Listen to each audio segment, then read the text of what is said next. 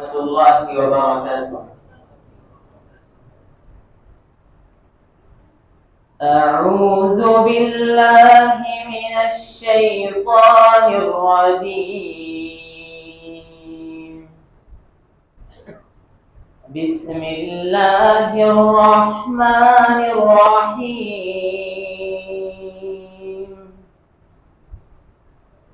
الرحمن علم القرآن خلق الإنسان علمه البيان. الشمس والقمر بحسبان والنجم والشجر يسجدان والسماء رفعها ووضع الميزان ألا تطغوا في الميزان وأقيموا الوزن بالقسط ولا تخسروا الميزان. والأرض وضعها للأنام فيها فاكهة والنخل ذات الأكمام والحب ذو العصف والريحان. فبأي آلاء ربكما تكذبان؟ خلق الإنسان من صلصال كالفخار وخلق الجان من مارج من نار. فبأي آلاء ربكما تكذبان؟ رب المشرقين ورب المغربين. فبأي آلاء ربكما تكذبان؟ مرج البحرين يلتقيان بينهما برزخ لا يبغيان. فبأي آلاء ربكما تكذبان؟ يخرج منهما اللؤلؤ والمرجان. فبأي آلاء ربكما تكذبان؟ وله الجوار المنشآت في البحر كالأعلام.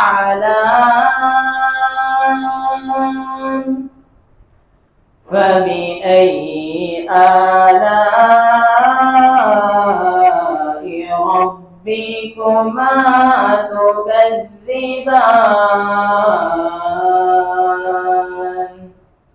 صدق الله العظيم.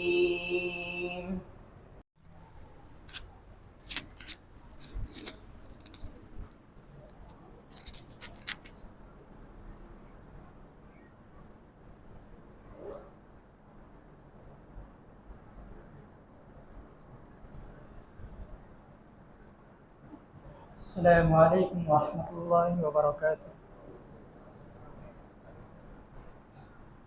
آمینہ کا جایا ہے گود میں حلیمہ کے آمینہ کا جایا ہے، گود میں حلیمہ کے دیکھو چاند اترا ہے، گود میں حلیمہ کے جھک گیا ہے خود کعبہ، آمد پیغمبر پر جھک گیا ہے خود کعبہ، آمد پیغمبر پر کعبے کا بھی کعبہ ہے، گود میں حلیمہ کے کعبے کا بھی کعبہ ہے، گود میں حلیمہ کے دیکھو چاند اترا ہے، گود میں حلیمہ کے ہر ادا نرالی ہے،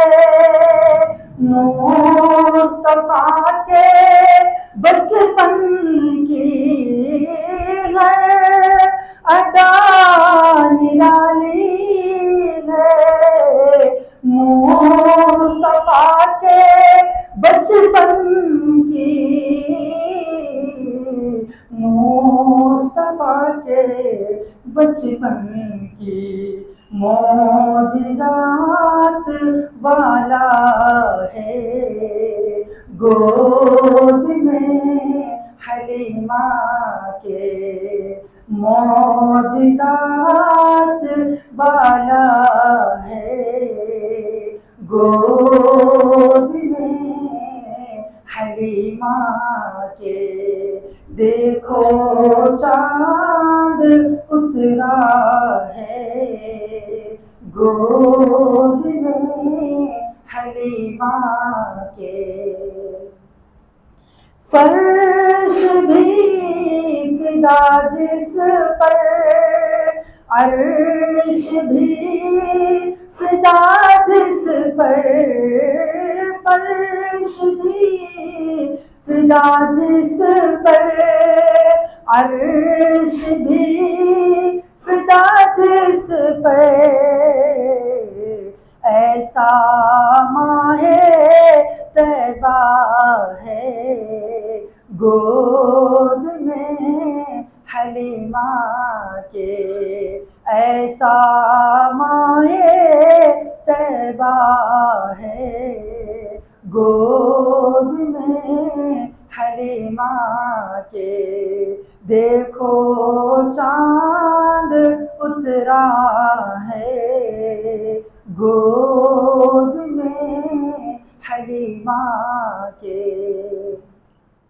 جن کے نوری چہرے سے دنیا ہو گئی روشن، جن کے نوری چہرے سے دنیا ہو گئی روشن، وہ اجالا پھیلا ہے، گود میں حلیمہ کے وہ اجالا پھیلا ہے، گود میں حلیمہ کے دیکھو چاند اترا ہے، گود میں حلیمہ کے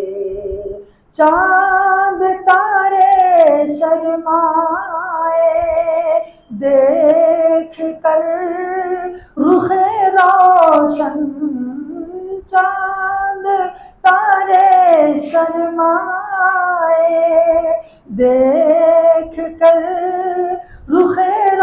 روشن دو جہاں کا دولہا ہے گود میں حلیمہ کے دو جہاں کا دولہا ہے گود میں حلیمہ کے دیکھو چاند اترا ہے گود میں حلیمہ کے۔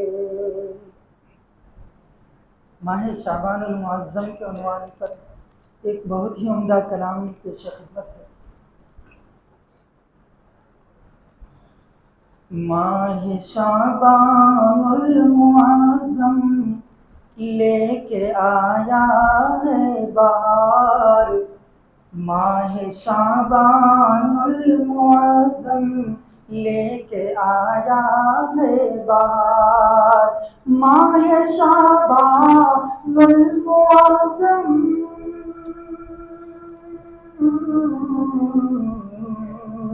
ماہ شعبان المعظم لے کے آیا ہے بہار، ماہ شعبان المعظم لے کے آیا ہے بہار، ہوگا خاص و عام پر فیضان لطف کردگار، ہوگا خاص و عام پر فیضان لطف کردگار، اس کا ہر لمحہ سراسر خیر سے معمور ہے، اس کا ہر لمحہ سراسر خیر سے معمور ہے، اس کا ہر لمحہ سراسر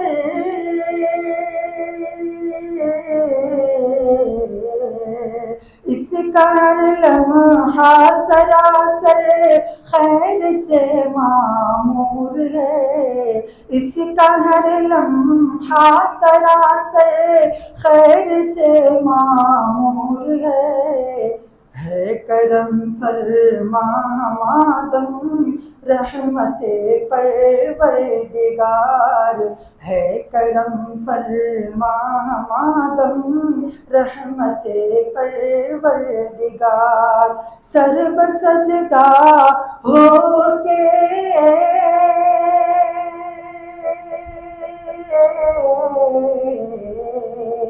سر بسجدہ ہو کے پیغمبر نے مانگی ہے دعا، سر بسجدہ ہو کے پیغمبر نے مانگی ہے دعا، ہوں گے فضل رب سے پھر مغفور بندے بے شمار، ہوں گے فضل رب سے پھر مغفور بندے بے شمار، ہوگا خاص و عام پر فیضان لطف کردگار، ماہ شعبان المعظم لے کے آیا ہے بہار، اس کی ہر ساعت سراسر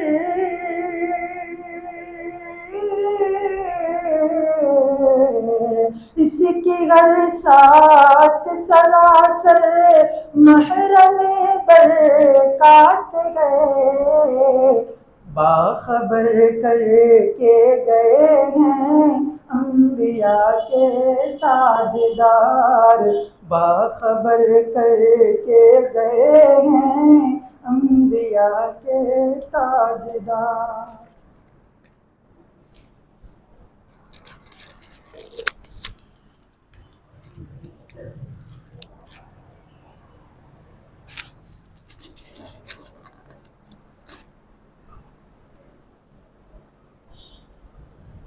ماشاء اللہ، یہ تھے ابو امامہ جو ہم سبوں کو نعت النبی صلی اللہ علیہ وسلم سماعت کر رہے تھے۔ تو میں اب خطابت کے لیے مفتی مظفر الدین قاسمی دامت برکاتہم سے امام و خطیب مسجد مشکشہ سے گزارش کرتا ہوں کہ وہ آئے اور ہم سب کو خطابات فرمائیں۔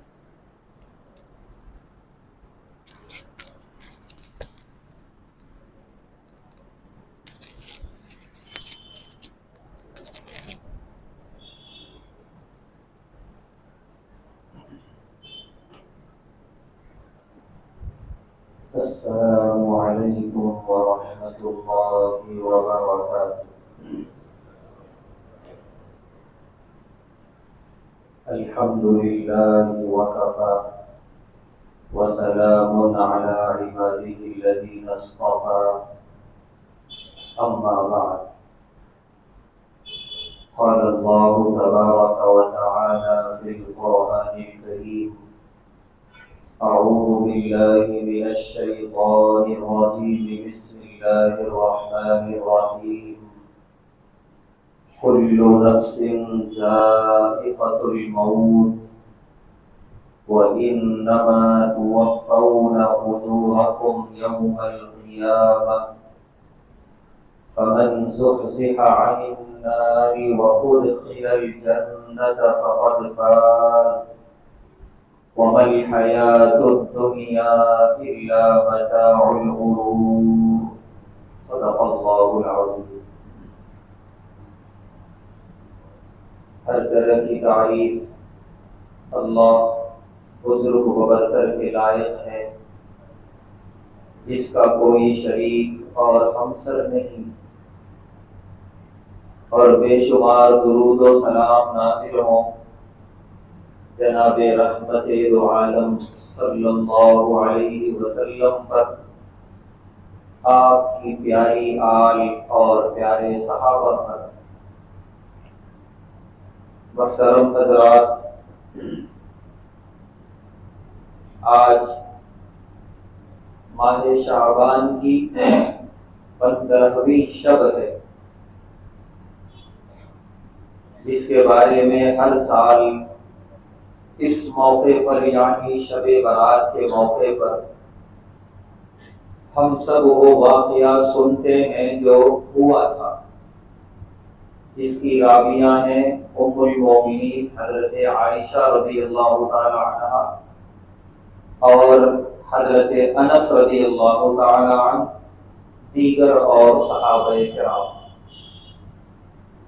اور اس پورے واقعے کا خلاصہ یہ ہے کہ آج کی شب پیارے حبیب صلی اللہ علیہ وسلم جنت البقیع تشریف لے گئے اور بڑی گریہ و زاری کے ساتھ دعا فرمائی، کیونکہ جو راویہ ہیں ام المومنین حضرت عائشہ رضی اللہ تعالی عنہ، وہ فرماتی ہیں کہ میں دور سے دیکھ رہی تھی، قبرستان کے باہر سے، بقیع غرقد کے باہر سے، تو کہہ رہی ہیں کہ مجھے جو اندازہ ہوا دیکھنے کے بعد وہ یہ کہ پیارے نبی صلی اللہ علیہ وسلم اس وقت اللہ سے بہت جڑ کے اور بہت گڑ گڑا کے مرحومین کے لیے دعا فرما رہے ہیں۔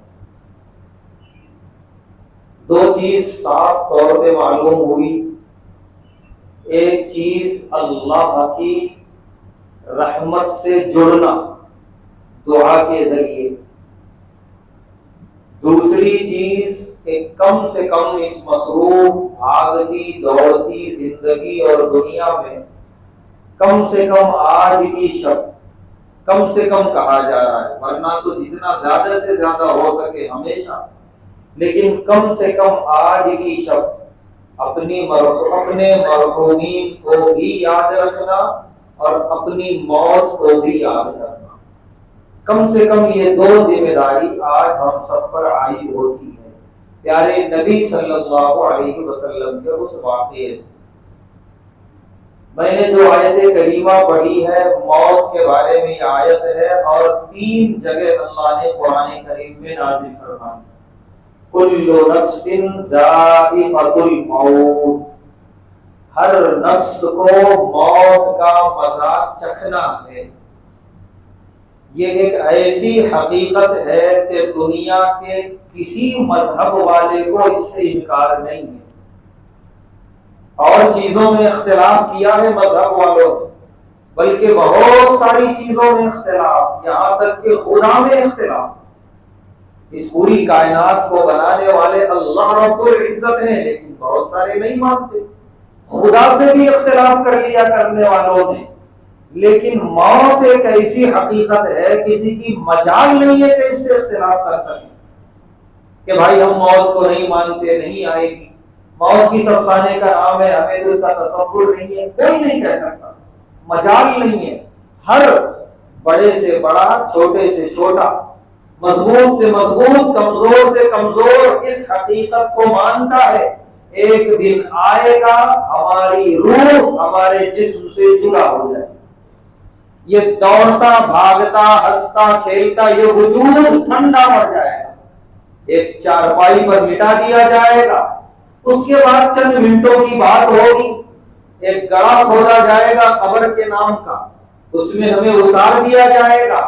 پھر لوگ اپنی زندگی میں مصروف ہو جائیں گے.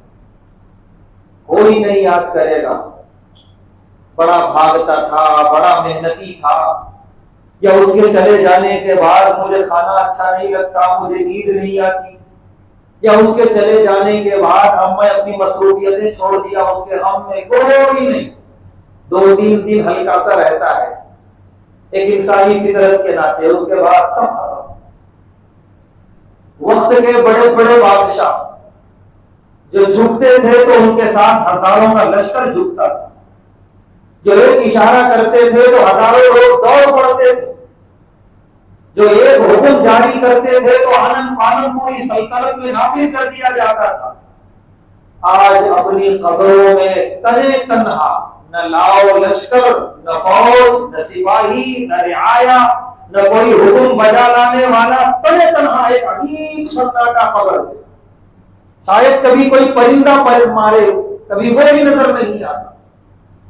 ایک عبرت ہے ہر انسان کے لیے. ابھی جو آیتیں پڑھی گئی سورہ رحمان کی، ان آیتوں کے بعد ایک آیت اور ہے، کل من علیہا فان. اللہ نے پوری نعمتوں کا ذکر فرمایا سورہ رحمان میں. دنیا میں اللہ نے جتنی نعمتیں دی ہیں، خشکی پر جو نظر آ رہی ہیں وہ بھی، سمندر میں جو ہے وہ بھی، پہننے والی جو نعمتیں ہیں وہ بھی، کھانے والی جو نعمتیں ہیں وہ بھی، ہر نعمت کا اللہ نے ذکر فرمایا اور فرمایا سب ختم ہو جانے والا ہے. نعمت بھی ختم، نعمت استعمال کرنے والے انسان بھی ختم. ایک وقت آنے والا ہے سب فنا. اسی لیے پیارے حبیب صلی اللہ علیہ وسلم نے فرمایا تمہارے درمیان سے اکھڑتی ہوئی سانسیں، یعنی تم دیکھ رہے ہو ایک آدمی اچھا خاصا سانس لیتا تھا، چلتا تھا، پھرتا تھا، اب اس کی ہچکیاں بن رہی ہیں، روح نکل رہی ہے. تو ہر دن یہ آنے والے موت کے جھٹکے تمہارے لیے عبرت ہے، تمہارے لیے سبق ہے. ایسا نہیں ہے کہ یہ موت کا جھٹکا اسے ہی لگنا تھا، لگ گیا بات ختم. اسی طرح تمہیں بھی لگنا ہے، اسی طرح تمہیں بھی لٹایا جائے گا، اسی طرح تمہارا بھی غسل ہوگا، تجہیز و تکفین ہوگی، تمہارے بھی نماز جنازہ کا اعلان کیا جائے گا، تمہارا بھی ایک آخری دیدار ہوگا. پھر تمہیں بھی اسی طرح یوں ہی قبرستان میں لے جا کر قبر میں تنہا تنہا اتار دیا جائے گا. رونے والوں کے 2 آنسو نکلیں گے تھوڑی دیر کے لیے، اس کے بعد ختم. تو 3 جگہ قرآن میں اللہ نے یاد دلایا اس حقیقت کو یاد رکھو. اور یہ حقیقت بہت بڑی ناصح ہے. ناصح مطلب نصیحت کرنے والی. موت سے بڑی نصیحت کرنے والی کوئی اور چیز نہیں ہو سکتی. انسان کی زندگی میں جو حالات پیش آتے ہیں اس میں سب سے زیادہ نصیحت کرنے والی حالت موت ہے.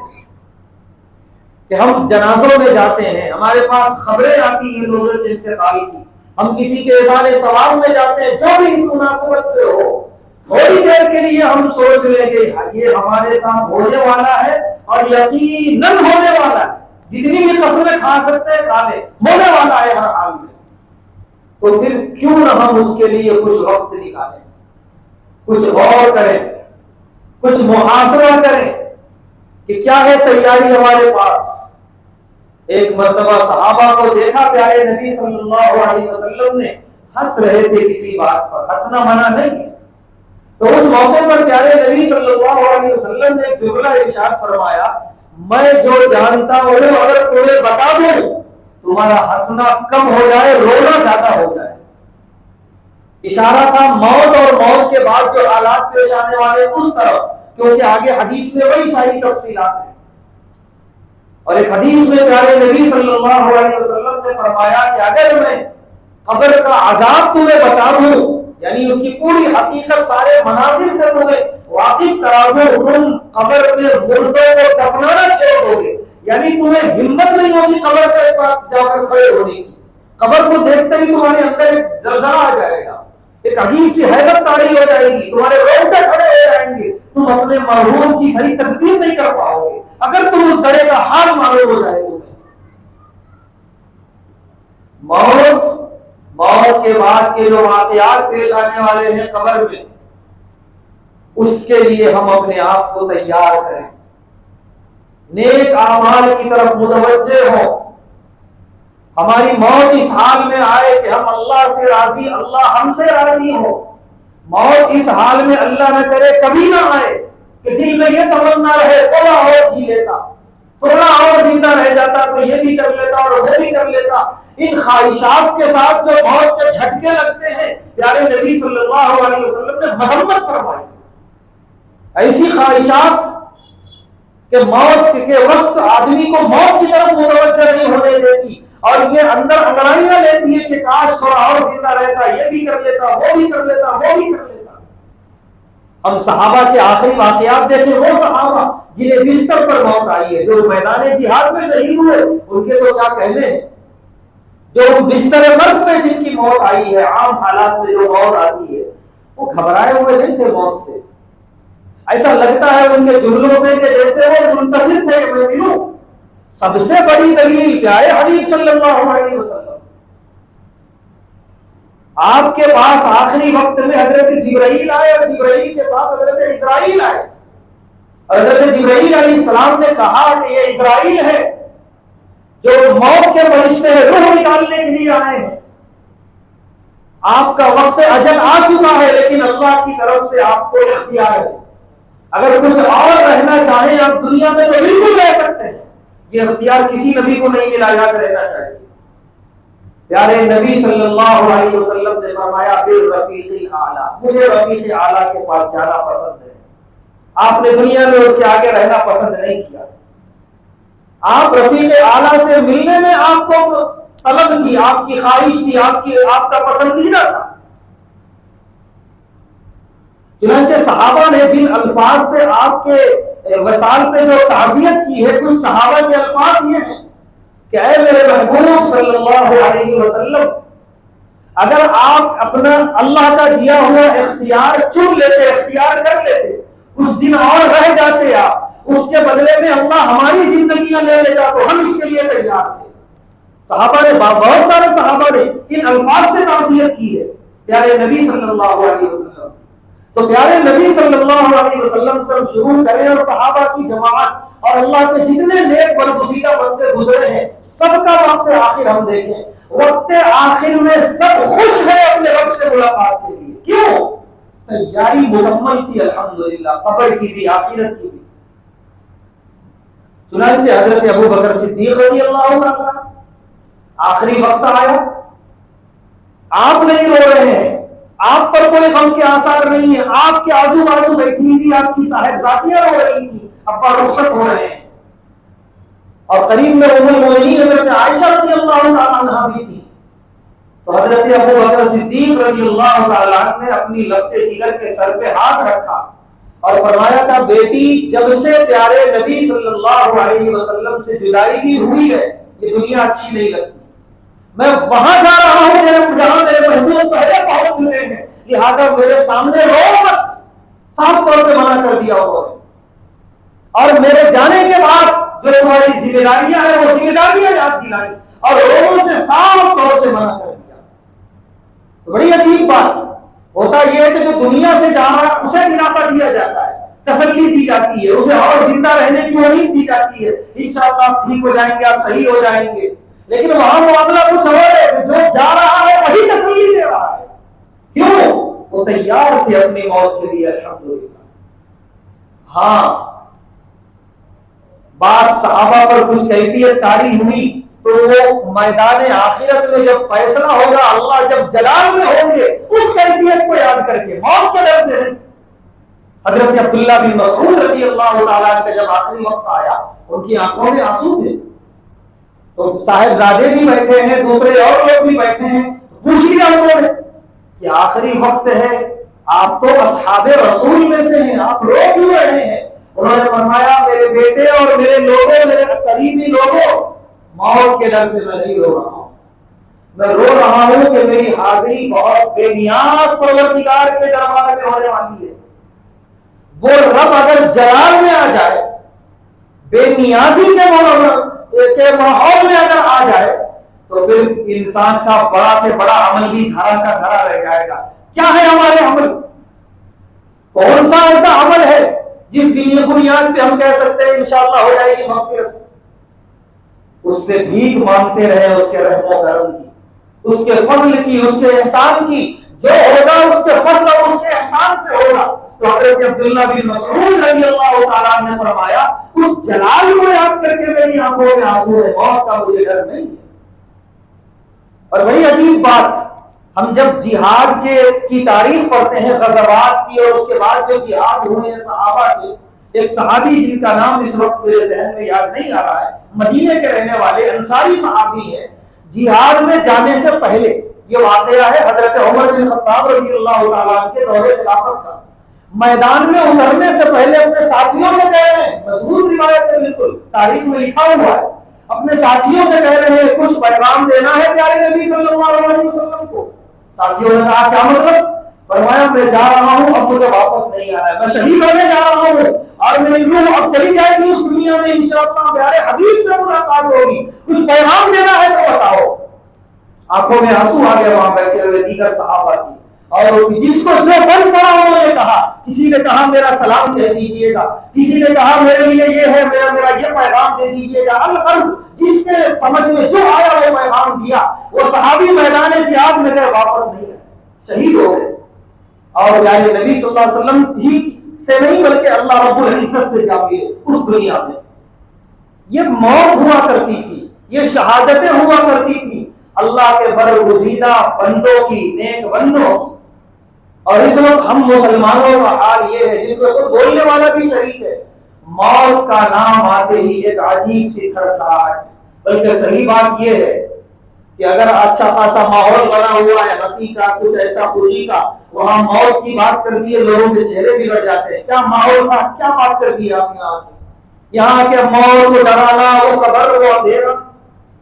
پیارے نبی صلی اللہ علیہ وسلم نے فرمایا اکثروا ذکر هذه اللذات، یہ لذتوں کو توڑنے والی جو چیز ہے موت، کثرت سے یاد کرو. ہمیں پسند نہیں ہے اس کی یاد، اور پیارے نبی صلی اللہ علیہ وسلم فرمایا کثرت سے یاد کرو. اور یقین جانیے سب سے بڑی نصیحت موت. ہمارا دل کسی زمین پہ اٹکا ہوا ہے، تھوڑی دیر کے لیے مان لیں، بڑا اختلاف ہے زمین کے بارے میں، مرنے کی تیاریاں ہو رہی ہیں، ایک دوسرے پہ قاتلہ حملے کی کوششیں ہو رہی ہیں. تھوڑی دیر کے لیے موت کو یاد کر لیں کہ ہو سکتا ہے اگلے 1 گھنٹے میں میری موت ہو، اور ہو سکتا ہے 1 گھنٹے میں کہ اگلے سیکنڈ میں موت ہو، کسے معلوم. حدیث میں فرمایا پیارے نبی صلی اللہ علیہ وسلم نے جو سانس اندر گیا باہر آئے گا نہیں آئے گا کوئی بھروسہ نہیں. تھوڑی دیر کے لیے ایسے منظر سوچ لیں، ایک جھٹکا لگے گا، اس کے بعد مجھے چھڑا دیا جائے گا قبر کے اندر، اس کے بعد اندھیرا.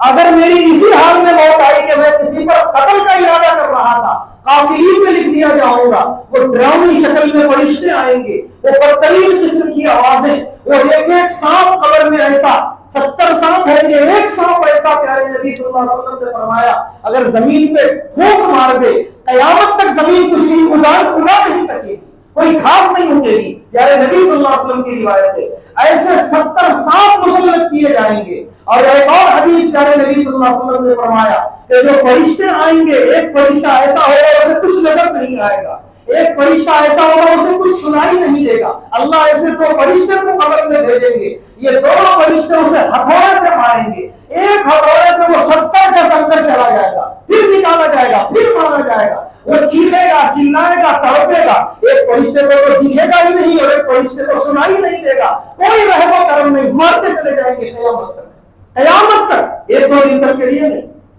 یہ بات اگر بندہ سوچ لے, وہ کہے گا زمین پورے, مجھے جتنے میں اللہ نے رکھا ہے بس مجھے کافی ہے, مجھے اس 2 گز زمین کی تیاری کرنے دے. اس سے بڑی نصیحت کوئی ہو نہیں سکتی. پہلے بندہ اس کے لیے تیار تو ہو جائے, ساری لڑائیاں وہی ختم ہو جائیں گی, ساری یہ ناجائز خواہشات وہی دم توڑ دیں گی, سارے شیطانی وسوسے وہیں پر مر جائیں گے, مردہ ہو جائیں گے, یہ نفس وہی ہمارا مطیع و فرمانبردار ہو جائے گا. پہلے یاد تو کر لیں اس موت کو. اس بھاگتی دوڑتی دنیا میں سب کرنے کو تیار ہے ہم, جیسا کہ بھی کہا گیا کہ تھوڑے سے کے لیے ایک دوسرے کو قتل کرنے تیار ہے, اور قتل ہو رہا ہے ہم لوگ ذری ذری سی بات کے لیے, لیکن اپنے اس آخری وقت اجل اور موت کے اس جھٹکے کے لیے ہم تیار نہیں. دعا کریں اور جتنی زندگی بچی ہے پوری زندگی دعا کریں کہ جب روح نکالی جائے گی جسم سے, یہ جو رگیں ہیں ہماری 360, جب وہ ایک ساتھ روح نکالی جاتی ہے 360 رگیں تب تو ہوتی ہیں, جو تکلیف ہوتی ہے ہم دنیا میں سوچ بھی نہیں سکتے. ہاں جن پر اللہ کا رحم ہوا, جن پر اللہ کا کرم ہوا, جن سے اللہ راضی ہو گیا, بہت آسانی سے ان کی موت آتی ہے. لیکن کس سے اللہ راضی, کس نے کوشش کی اللہ کو راضی کرنے کی, کون ہوا تیار اس موت کے لیے, اس کو سوچنے کی ضرورت ہے. سب کو اپنی اپنی موت کی فکر کرنے کی ضرورت ہے. آج کا حال یہ ہو گیا ہے جیسے کوئی چیز ہم خریدنے کے لیے کسی دکان پہ جاتے ہیں, ویسے ہی جنازے میں شرکت کے لیے بھی جاتے ہیں, دونوں میں کوئی فرق نظر نہیں آتا. یوں گئے اور یوں آ گئے, نہ ہمارے اندر کوئی تبدیلی آئی, نہ دل و دماغ میں کوئی تصور آیا, نہ اپنی موت کی تیاری کا کوئی ارادہ بنا, کچھ بھی نہیں.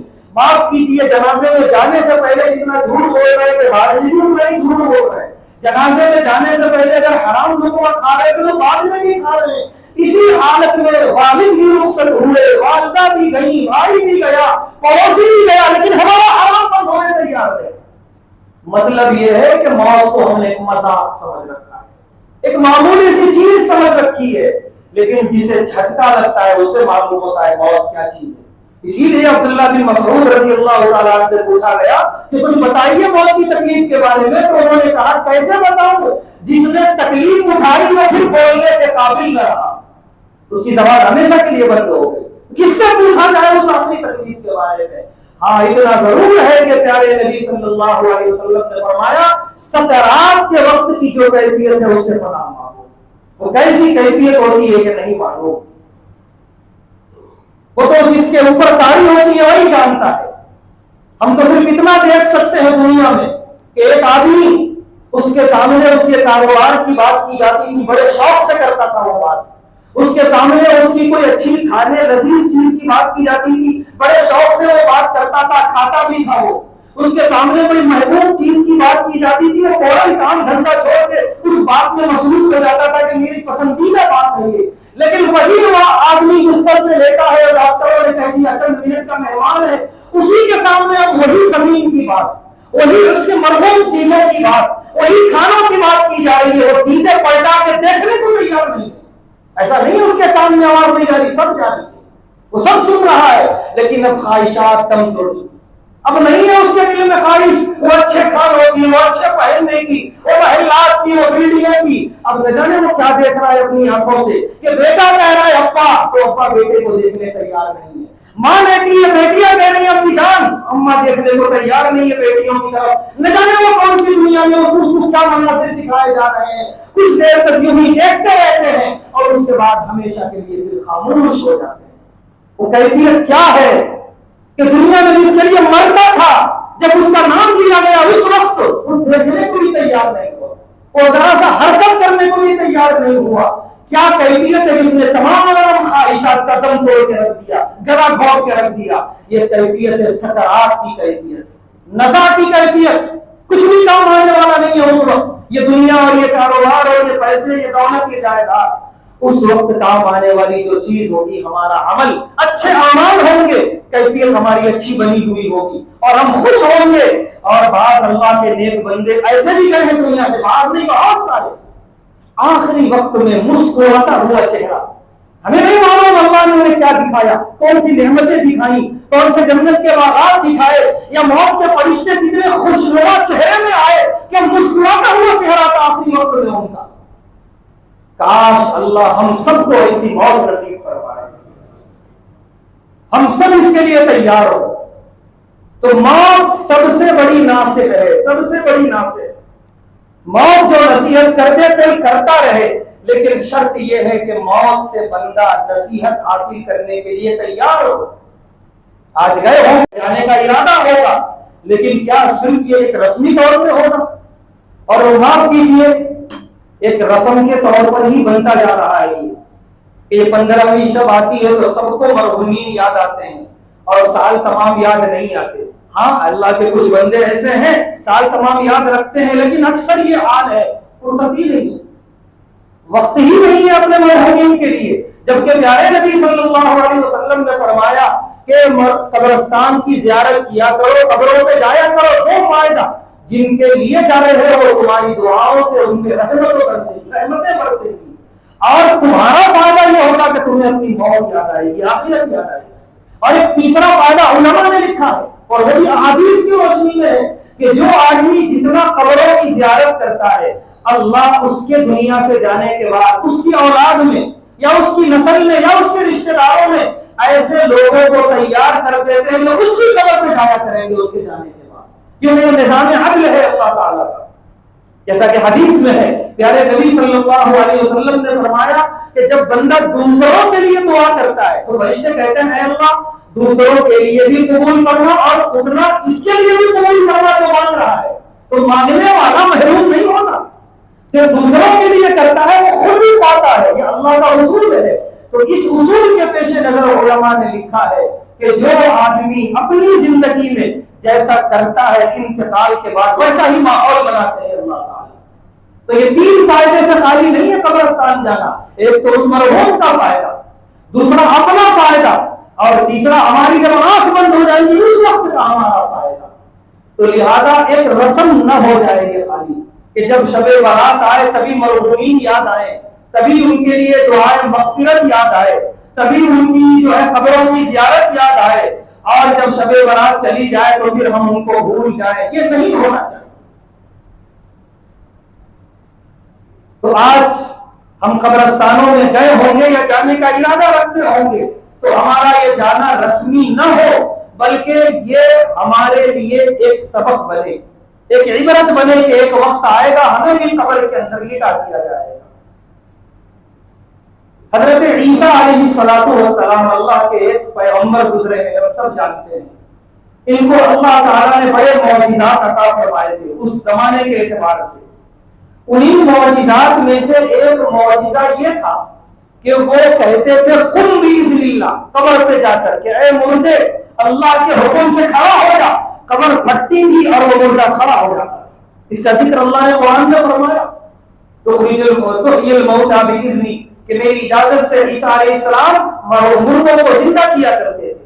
چنانچہ کتابوں میں لکھا ہے کہ ایک مرتبہ یہودی جو ان پر ایمان نہیں لائے تھے اور ان کے دشمن تھے ان کے پاس آئے اور آ کر کہنے لگے کہ آپ نئی نئی قبروں سے مردہ زندہ کرتے ہیں، نہ جانے وہ صحیح مرا ہوتا ہے کہ نہیں، آؤ ایک پرانی قبر پہ چلو ہمارے ساتھ وہ مردہ زندہ کر کے دکھاؤ. ایک خامخواہ کی بات کہ جو آدمی مرتا ہے وہ پورے پر ہی مر جاتا ہے، لیکن یہ ایک ہٹدرم قوم، یہودی قوم، عقل سے بالکل عاری قوم، اس نے ایسی بات کہہ دی حضرت عیسیٰ علیہ السلام سے. حضرت عیسیٰ علیہ السلام کو اپنے معجزے پر اور اللہ کے ارادے پر پورا یقین. انہوں نے کہا ٹھیک ہے لے چلو، کس قبر پہ لے چلنا چاہتے ہو؟ ایک پرانی قبر پر لے کر گئے ملک شام میں. وہاں حضرت عیسیٰ علیہ السلام نے پہنچ کر کہا قم باذن اللہ. اتنا کہنا تھا قبر پھٹی اور وہ مردہ زندہ ہو گیا. اور زندہ ہوتے اس نے سوال کیا کیا قیامت آ گئی؟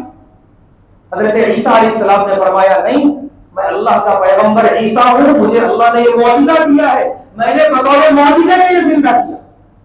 اب یہودیوں کی تو زبان بند ہو گئی، جب ان کا اعتراض تھا وہ ختم ہو گیا، اور جب زندہ کرتے تھے عیسیٰ علیہ السلام مردے کو کچھ دیر کے لیے زندہ رہتا تھا، پھر سو جاتا تھا، پھر ہمیشہ کے لیے اس پر موت طاری ہو جاتی تھی۔ اس کے سونے سے پہلے اگر عیسیٰ علیہ السلام نے ایک سوال کیا کہ تیرا نام کیا ہے، اس نے کہا میرا نام یافس بن نوح ہے۔ حضرت نوح علیہ السلام کا بیٹا یافس کون ہے؟ یعنی حضرت عیسیٰ علیہ السلام سے ہزاروں سال پہلے۔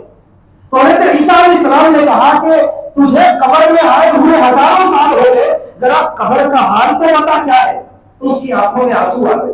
اس نے کہا قبر کا حال پوچھیے، بعد میں پوچھیے، پہلے یہ پوچھیے کہ قبر کا موت کا جب جھٹکا لگتا ہے کتنی تکلیف ہوتی ہے۔ وہ سوال آپ نے پہلے کیوں نہیں کیا؟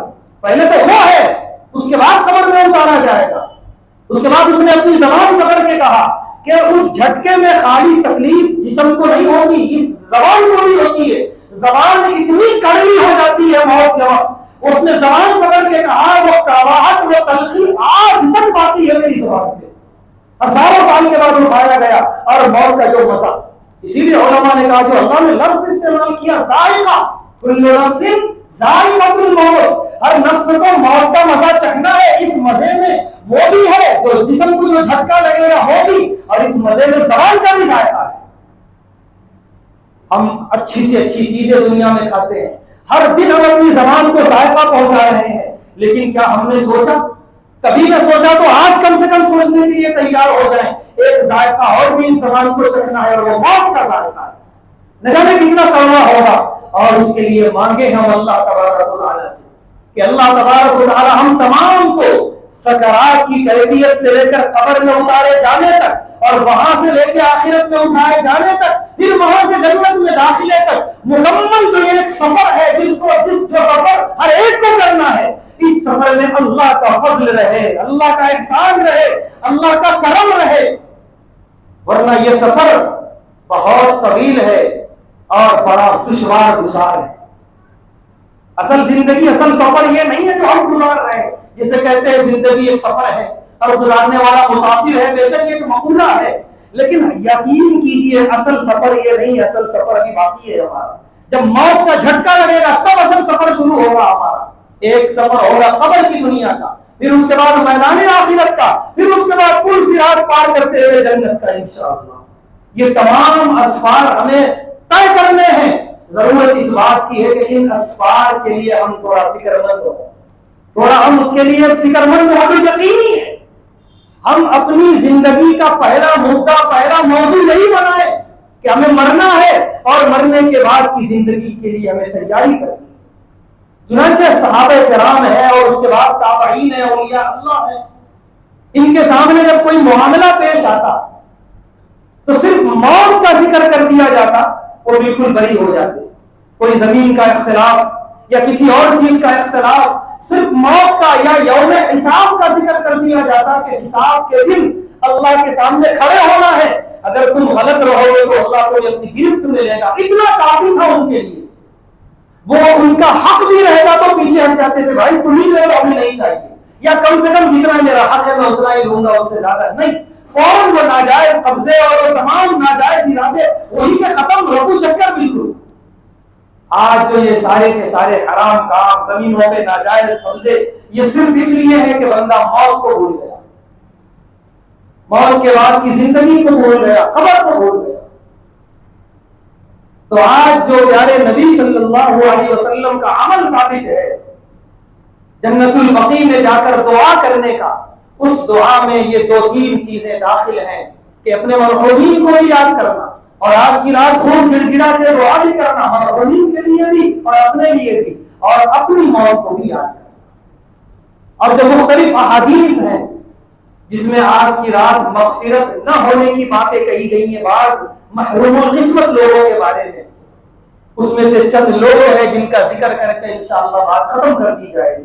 اور ذکر اس لیے کیا جا رہا ہے تاکہ بالخصوص نوجوان اگر ان کے اندر خدا نخواستہ وہ غلطی ہے تو اپنے آپ سے وہ غلطی بالکل نکال دے، صاف کر دیں، صرف آج کے لیے نہیں، زندگی بھر کے لیے، ہمیشہ کے لیے۔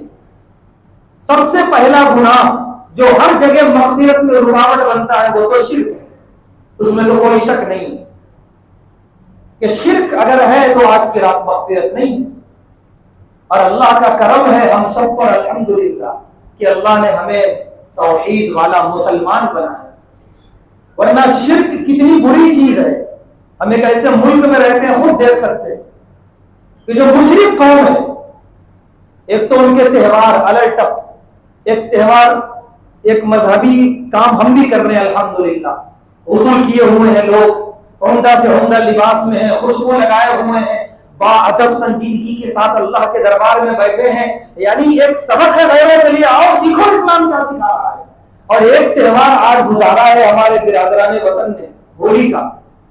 چہرہ ہی بندر ہو گیا بالکل، اچھا خاصا انسان عجیب نظر آ رہا ہے.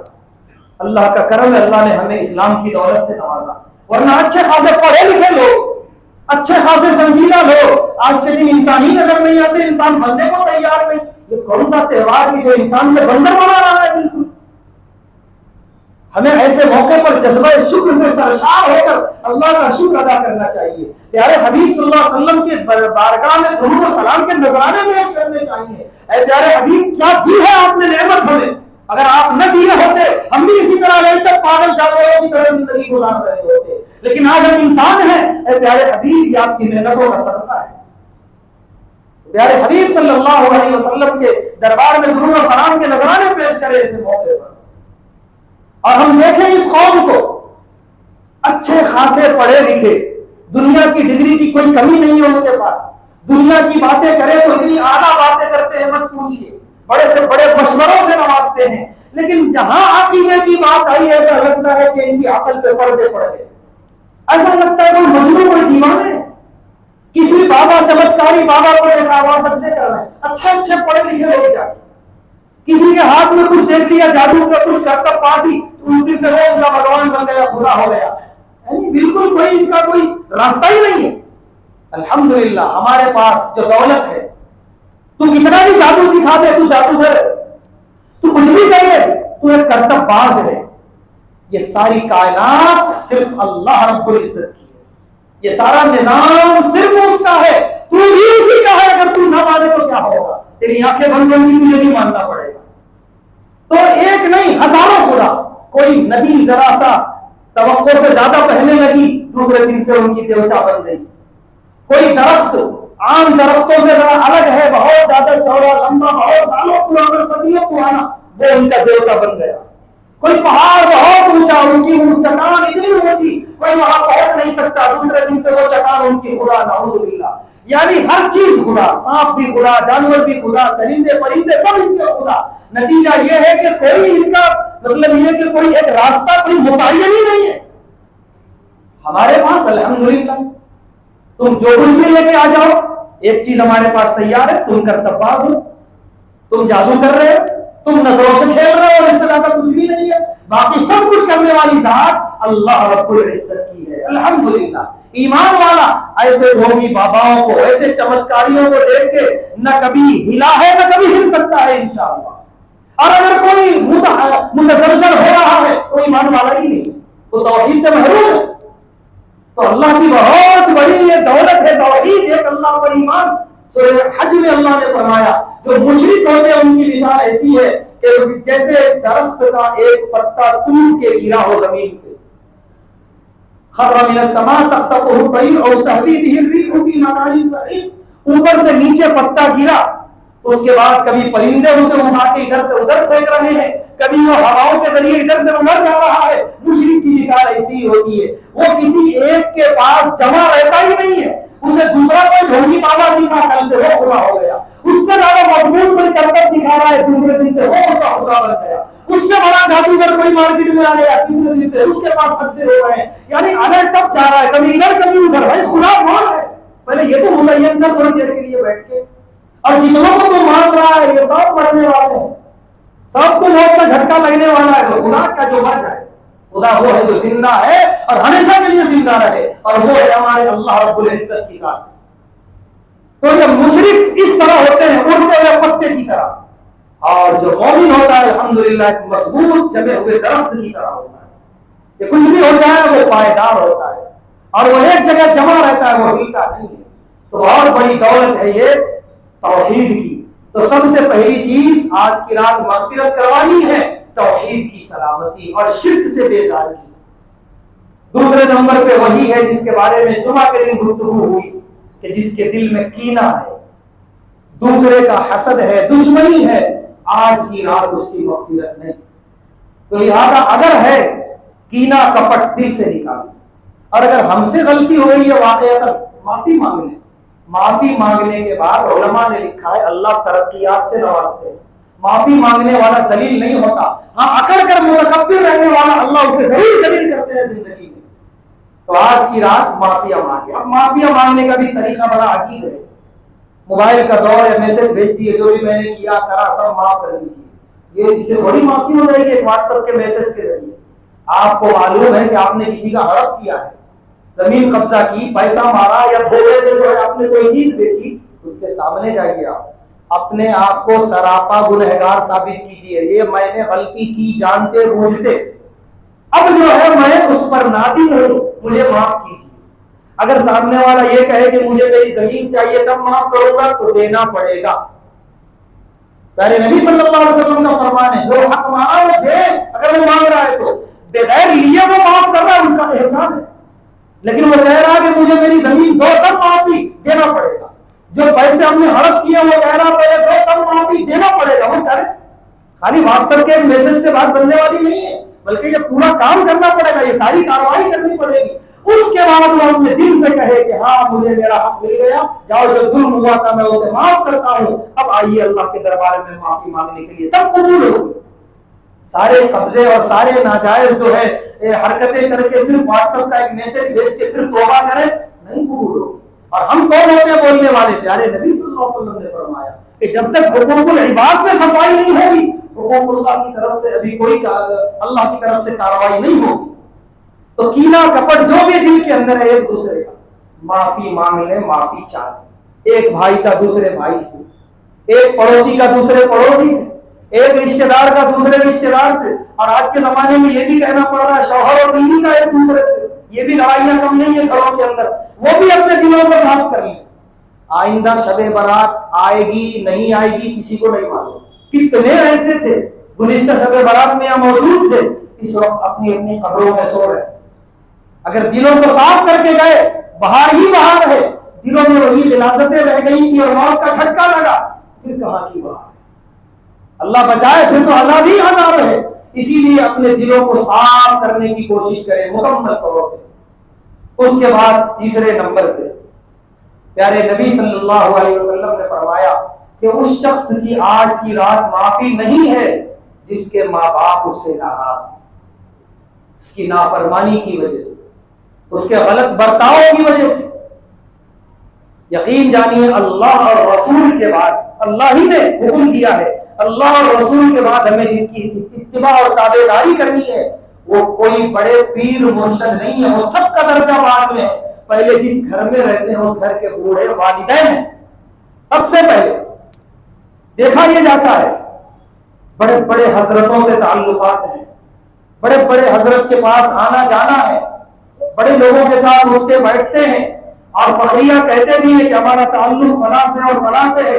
گھر میں والد اور والدہ ناراض ہیں، والدین کو پوچھتے تک نہیں، کوئی کبھی والدین کے جو حقوق ہیں ادا کرنے کی کوشش تک نہیں کرتے ہیں، کوئی تعلق کام نہیں آئے گا۔ صاف طور پہ کہی جا رہی ہے بات، اتنی صاف آیتیں ہیں والدین کے بارے میں، اس میں اگر کمی اور کوتاہی ہے کسی حضرت کا کوئی تعلق کام نہیں آئے گا۔ اور حضرت کیا کریں گے؟ سب سے بڑے حضرت پیارے نبی صلی اللہ علیہ وسلم، آپ ناراض رہیں گے قیامت میں اگر ماں باپ کو تکلیف دے کر آئے تو دوسرے حضرت کیا کام آئیں گے؟ اسی لیے سب سے پہلے گھر میں جو بوڑھے والدین ہیں، پہلے ان کی اتباع، ان کی فرما برداری، اور اتباع اور فرما برداری ایسی، اور رشتہ داروں کے بارے میں اور حقوق کے بارے میں اللہ نے فرمایا خالی حقوق ادا کرو، اس میں سلوک کرو، لیکن والدین کے بارے میں اتنی اہتمام سے اور اتنی تاکید سے فرمایا کہ جب تم والدین سے بات بھی کرو نا آواز اونچی نہ ہو۔ خالی یہ نہیں فرمایا کہ والدین کے ساتھ حسن سلوک کرو جیسے اور رشتہ داروں کے ساتھ کرنا ہے، نہیں، فرمایا یہ ہے طریقہ حسن سلوک کا، آواز بلند نہ ہو۔ نوجوان بیٹا جب نوجوانی کے عالم میں ہوتا ہے اور اس کے ہاتھ میں بہت کچھ ہوتا ہے، والدین بیچارے ضعیف ہو چکے ہوتے ہیں، کچھ بھی کرنے سے کمانے سے بیچارے عاری ہو چکے ہوتے ہیں، بعض مرتبہ فریش ہو جاتے ہیں بستر پہ، اس موقع پر جو ہے بیٹے کی بھلائی کے لیے ہی کچھ باتیں کہہ جاتے ہیں جو بیٹے کی مرضی کے خلاف ہوتی ہیں، اور والدین ہیں، اور اللہ نے بڑا عجیب امتحان اولاد کا لیا کہ ایک عمر میں جب پہنچتے ہیں والدین انہیں یادداشت نہیں رہتی، وہ ایک بات بار بار بولتے ہیں۔ یہ دیکھا گیا گھروں کے اندر کہ ایک بات والد نے یا والدہ نے کہی اور نوجوان بیٹے نے سن لی جو اس کی مرضی کے خلاف تھی، والدہ نے پھر ایک مرتبہ کہہ دیا، پھر ایک مرتبہ کہہ دیا، اب اس کا پارا گرم ہو گیا، اس نے چیخ کر کہا، ایک مرتبہ بولے سن لیے نا، ٹھیک ہے کر دیں گے وقت ملا تو، یہ جواب کانوں سے سنے گئے ہیں۔ اس کو جو تکلیف ہوتی ہے ماں کو آنکھوں میں آنسو لے کے کروٹ بدل کے سو جاتی ہے۔ رب کعبہ کی قسم، کعبے کے پھیرے بھی لگا کے تم کامیابی ماں کو نہیں ملے، ماں اگر اس حال میں سو رہی ہے تو کیا ہے مطلب؟ بڑی بڑی عبادتیں کر رہے ہیں اور ماں باپ ناراض ہے، اور ناراض ایسے نہیں ہے، ہمیں دلوں میں تکلیف پہنچائی ہے ان کو تانے دے کے اور ان سے تیز آواز میں بات کر کے۔ آج کل کی جو نئی نسل ہے ایک عجیب انداز بات کرنے کا، نوجوان بچوں کا بھی اور نوجوان بچیوں کا بھی، یہ ماں باپ کا تعلق براہ راست عرش سے جڑا ہوا ہے۔ پیارے نبی صلی اللہ علیہ وسلم نے فرمایا والد کی رضا میں عرش والے کی رضا، والد کی ناراضگی میں عرش والے کی ناراضگی، یہ یہاں ناراض ہوئے عرش والا ناراض، اس کے بعد تم اپنی ڈگری اپنی محنت اپنی جوانی کے بلبوتے پہ ایڑی چوٹی کا زور بنا لے کامیاب نہیں ہو سکو گے۔ پورے یقین سے کہا جا رہا ہے کامیابی تو دور کی بات، ایسے اندھیر میں گرو گے پتا بھی نہیں چلے گا کیوں گرایا گیا، یہ اس لیے گرایا گیا تم نے تکلیف پہنچائی ماں باپ کے دل، تو خدا کے لیے بلند آواز میں بات نہیں۔ پوری قرآن میں دو شخصیتوں کے بارے میں اللہ نے فرمایا بلند آواز میں بات مت کرنا، ایک محبوب دو عالم صلی اللہ علیہ وسلم، فرمایا میرے محبوب کے سامنے آواز بلند نہیں، اور روزے پہ بھی ہم لوگ جاتے ہیں ادب کا خیال ہونا چاہیے، بے ادبی نہ ہو، وہاں ڈھکلم ڈھکلی نہ ہو، تیز آواز میں چیخ کر جو ہے نہیں، آواز وہاں پہنچائی جاتی ہے ہماری بہت سنجیدگی کے ساتھ، باادب حاضری دینا چاہیے وہاں پر۔ وہ آیت صرف آپ کے اس حیات کے تعلق سے نہیں تھا، وصال کے بعد قیامت تک کے لیے ہے وہ آیت۔ چنانچہ امام مالک رحمۃ اللہ علیہ بہت بڑے عاشق رسول محدث فقیہ گزرے ہیں، اسی روضہ رسول پہ بیٹھ کے حدیث پڑھاتے تھے۔ حدیث میں جب آتا ہے شروع میں قال رسول اللہ صلی اللہ علیہ وسلم، جس کا ترجمہ ہوتا ہے کہ اللہ کے رسول صلی اللہ علیہ وسلم نے ارشاد فرمایا، تو اتنا ادب تھا ان کے پاس کہ وہ قال رسول اللہ کا ترجمہ یوں نہیں کہتے تھے اللہ کے رسول صلی اللہ علیہ وسلم نے فرمایا، ادب سے روزے کی طرف مڑتے تھے، قبر اطہر کی طرف، اور کہتے تھے اس شخصیت نے فرمایا جو اس روزے میں آرام کر رہی ہے۔ یہ طریقہ تھا ترجمہ کرنے کا، اتنا ادب۔ شاگرد فرماتے پوری زندگی امام مالک رحمۃ اللہ علیہ نے بغیر وضو پیارے نبی صلی اللہ علیہ وسلم کا اسم مبارک آپ کا نام نہیں لیا، اور آپ کو تعجب ہوگا اس بات پر، ان کو بچھو نے ڈنک مارا تھا امام مالک رحمۃ اللہ علیہ کی کمر پہ، جس کی وجہ سے اس زمانے کی سرجری ہوئی تھی، آپریشن ہوا تھا، اور ڈاکٹروں نے کہا تھا ٹیپ لگا کے بیٹھنا ہے ہر حال میں، ٹیپ نہیں چھوڑو گا ورنہ تکلیف ہو جائے گی آپ کو، نیا نیا آپریشن ہے، سرجری ہے۔ بیٹھے ہوئے تھے، اتنے میں کسی شاگرد نے پیارے نبی صلی اللہ علیہ وسلم کا نام لے لیا اور ٹیپ چھوڑ کے بیٹھ گئے۔ شاگردوں نے کہا ڈاکٹروں نے منع کیا، انہوں نے کہا منع کیا ہوگا، مجھے میرا دل گوارا نہیں کرتا کہ پیارے حبیب کا نام ہے اور میں ٹیپ لے کے بیٹھا رہا ہوں۔ کیا ادب تھا، تب تو اللہ نے دی تھی ان کو وہ عزت، وہ مقام کہ قیامت تک ان کا نام آئے تو زبان پہ رحمت اللہ علیہ جاری ہو جاتا ہے خود بخود۔ اور ایسے ایک نہیں کئی واقعات ہیں اللہ کے ان برگزیدہ پیغمبران کے اور شاہ کے۔ تو ایک حکم اللہ نے دیا پیارے حبیب صلی اللہ علیہ وسلم کے بارے میں کہ وہاں پر بے ادبی نہیں، اور دوسرا حکم جو اللہ نے دیا ماں باپ کے بارے میں، ان کے سامنے بلند آواز میں بات نہیں ہونی چاہیے، کتنا بھی کچھ بھی کہیں۔ اور وہ لوگ جو برداشت کرتے ہیں اس عمر میں والدین کی باتوں کو، یقین جانیے اللہ نے بڑی کامیابیوں سے نوازا ہے، دنیا میں بھی کامیابیاں آخرت میں بھی کامیابیاں۔ تو لہذا جو لوگ غلطی کر بیٹھے، ماں باپ سے جھڑکیوں میں جیسے بات کر لی ہے کبھی، آج کی رات معافی مانگو، معاف کرنے کو تیار ہے۔ میں نے پہلے ہی کہا ان کا تعلق عرش سے ہے، جیسا عرش پر بیٹھا ہوا خدا انتظار میں رہتا ہے، بندہ آئے معافی مانگے، والدین منتظر رہتے ہیں۔ آپ کو شاید اتنی خوشی نہ ہو معافی مانگنے سے، والدین کو اتنی خوشی ہوتی ہے، دل سے معاف کرتی ہے وہ شخصیت، دل سے۔ اسی لیے ہر حال میں والدین کو خوش رکھنے کی کوشش کریں۔ اگر خدا نہ خواستہ والدین دنیا سے چلے گئے اور ہم سے کچھ غلطی ہو گئی تھی جو آج یاد آ رہی ہے، تو اتنی دعا کریں والدین کے لیے، اتنی دعا کریں، کل میدان آخرت میں جب نامہ اعمال میں اللہ بتائیں کہ یہ آپ کے نامہ اعمال میں یہ جو نیکیاں ہیں نا، یہ تمہاری اولاد کی دعاؤں کے لیے کی وجہ سے ہیں، اس وقت والدین کے دل سے یہ نکلے کہ میں اپنے اولاد سے خوش ہوں، آج اتنی دعا مانگے دنیا کے اندر. کیونکہ پیارے حبیب نے فرمایا کہ اگر غلطی ہو گئی اور انتقال ہو گیا والدین کا، اس کا کفارہ یہ ہے کہ خوب دعا ان کے لیے، خوب دعا. اور ہم میں سے کون جانتا ہے انجانے میں غلطی ہو گئی ہوگی جوانی کے عالم میں. تو لہذا ہر حال میں کوشش کریں والدین کے لیے خوب دعائیں کرنے کی. اور والدین گھر میں اگر ضعیف ہو گئے، اللہ کی رحمت ہے، یہ تصور دیتا ہے اسلام، اللہ کی رحمت ہے. جس گھر سے والدین کا سایہ اٹھ جاتا ہے، پیارے حبیب صلی اللہ علیہ وسلم نے فرمایا آدھا دروازہ رزق کا بند کر دیا جاتا ہے. والدین کی موجودگی سے وہ رحمت کے دروازے کھلے ہوئے ہوتے ہیں. اب جتنی ہم خدمت کر لیں اتنی رحمتیں اللہ کی طرف سے. اس نئے زمانے نے جو خطرناک چیزیں دی ہیں، زہریلی چیزیں، اس میں سے ایک تصور ہے اولڈ ایج ہوم کا. اور اس کا ذکر اس لیے کیا جا رہا ہے، شہر میں بہت تیزی سے اضافہ ہو رہا ہے اولڈ ایج ہوم کا، جس میں ضعیف ماں باپ کو، جنہوں نے اپنے آپ کو بھلا دیا اپنی اولاد کے لیے، جب وقت آیا تھا تھوڑا سا اولاد ان کی خدمت کرتی ہے اور تھوڑا سا وہ آرام پاتے، اولاد نے لے جا کے وہاں ڈال دیا اولڈ ایج ہوم میں. ضعیف والدین کو اچھی غذائیں نہیں چاہیے، تم کھاؤ، ہوٹلوں سے لا کے کھاؤ، کہیں سے بھی کھاؤ، ان کو ہلکا پھلکا دے دیں گے خوش ہو جائیں گے.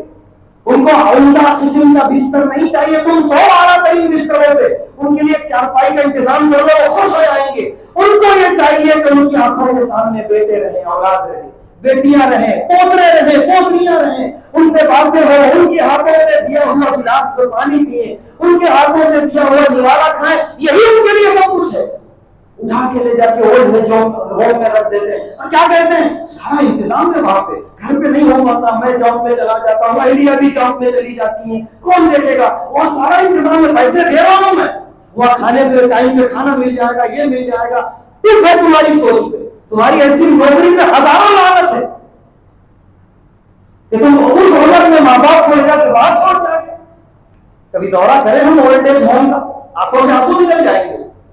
شہر کے ہی ایک اولڈ ایج ہوم میں ایک شخصیت، مطلب ایک سفید داڑھی ہے ماشاءاللہ، نمازیں پڑھتے تھے جب گھر پہ تھے تو مسجد میں جا کر ذرا پیروں میں سوجن آ گئی، چلا نہیں جا رہا تھا، ذرا بیت الخلا وغیرہ میں لے جا کر اٹھا کے لے جا کے رکھنا پڑتا تھا. بیٹا اعلیٰ ترین ملک میں اعلیٰ ترین تعلیم حاصل کر کے آیا، اعلیٰ ترین لڑکی سے اس نے شادی کی، ان کی اعلیٰ تعلیم یہ کہہ رہی تھی کہ نہیں بھائی ماں باپ کی خدمت ہم سے نہیں ہو پائے گی. لعنت ہے ایسی تعلیم پہ. اٹھا کے لا کے اولڈ ایج ہوم میں رکھ دیا. پہنچنے والے ان کے پاس کہ آپ تو تھوڑا سا داڑھی وغیرہ والے دکھ رہے ہیں کہ آپ کی اولاد نے بھی حرکت کی آپ کے ساتھ. انہوں نے کہا بہت بڑی غلطی کی میں زندگی کی کہ اتنی بڑی کمائی کے ذریعے میں بچے کو دنیا کی اعلیٰ تعلیم دلایا، دین کی تعلیم نہیں دلایا. یہ حرکت کی آج میری اولاد میرے ساتھ.